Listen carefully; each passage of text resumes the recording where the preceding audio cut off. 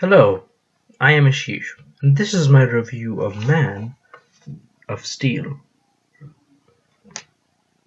So, Man of Steel is a movie created by Zack Snyder with the producer being Christopher Nolan, the guy who made the Batman, like Bat, B-A-T, B-A-T, right? So he decided, I'm gonna go from 300 to this. Testosterone, masculinity, all of that jazz that we love from like 300. It's all in there. Um, but the thing is, Superman has such a mythos, such gravity to him. You have to balance. You have to balance how you approach his character, right? You have to you have to control how far you go in the department of special effects and how far you go in the department of character. You can't make him too dark or too gritty, but you can't make him too lighthearted either. That's what the same problem with Christopher Reeve Anderson, whatever his movies had, right? They were too light. Their special effects sucked so much that some people just didn't like them. But at the same time, they had a fantastic score, a sense of wonder which no other Superman movies had to date, and they also had a pretty good cast of ensemble characters. Like Christopher Reeve was like a good Superman. Whatever her name was, Lois. She was a good Lois. Lex Luthor was okay. He wasn't the best, but he was pretty good. But the thing I wanted to see from those movies was that hardcore action that I saw in the comics, right? Like where Superman like threw people through walls and shit, like like where he was flying all around like this, and I didn't get to see that in those movies. I wanted to see the villains we grown up with, like Doomsday, the guy who killed Superman, the real Lex Luthor, the guy who like controls the world and shit. I wanted to see like Mongol. He was like the best Mongol. He destroyed like the entire Yellow Lantern Corps. He beats Tal Sinestro. Like, oh my god, the Toy Maker, like the Chameleon, like all these other people. Not the Chameleon, like I don't know, like the guy who drained power. I forgot what his name was, whatever. But so much good stuff came, and trust me, this movie, if you want action, you will get action. It has enough action that you will definitely be satisfied, and the action is great. It's non-stop.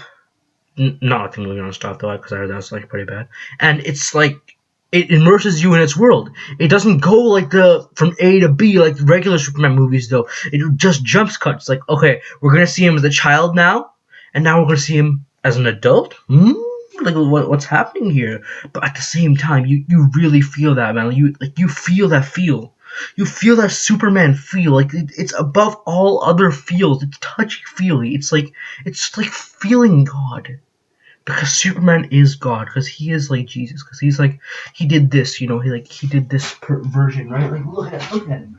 This picture is how Superman transcends God. Look at his yellow color right here. This symbolizes the sun, like because he's all part of solar radiation, right? Like look at all the solar radiation he's absorbed, and look at the sinusoidal equation, which is represented by this, right? Y equals a bracket k bracket x plus minus c bracket like plus minus d, right? Like you've got the amplitude, you've got the period, right? You've got like the middle line, the starting point, you've got everything right here.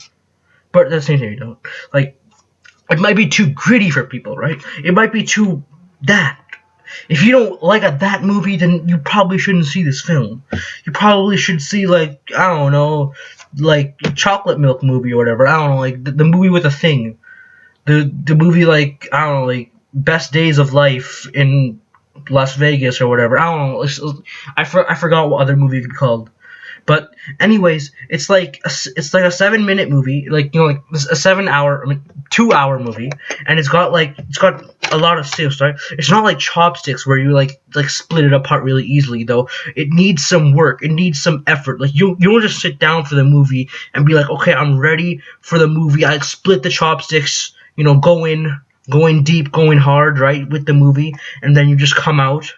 And then you like eat and you're like, that's good. It's more like like Advil, right?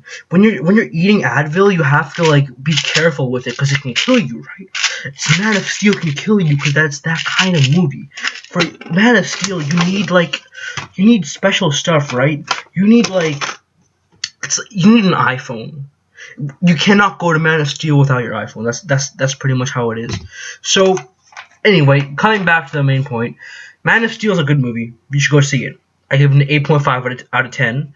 Like it's bananas. It's pretty good.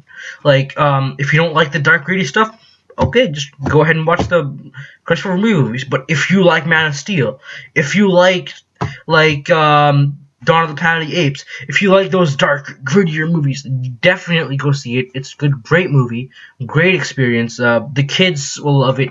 Zod is great. He. Oh yeah, I never even talked to him. Well, he's cliche, but he's good. He's a good dude. He's a good guy. Makes you feel like special inside because he's Zod. He's General Zod.